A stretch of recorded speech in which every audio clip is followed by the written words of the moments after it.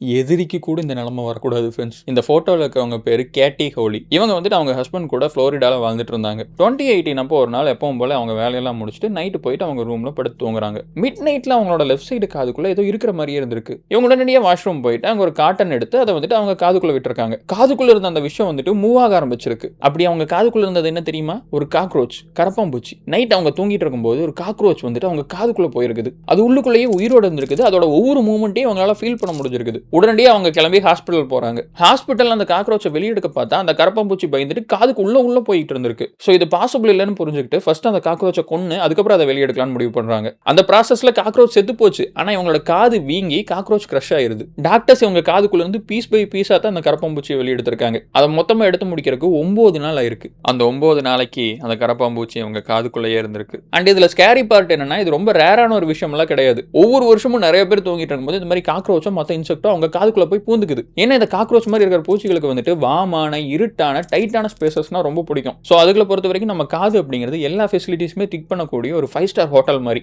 So நீங்க ராத்திரி காதை ஓப்பனில் வச்சு தூங்கும்போது இந்த கரப்பாம்பூச்சி எல்லாம் உள்ள வந்து பூந்துக்கும். So good night friends. Night தூங்கும்போது பார்த்து தூங்குங்க.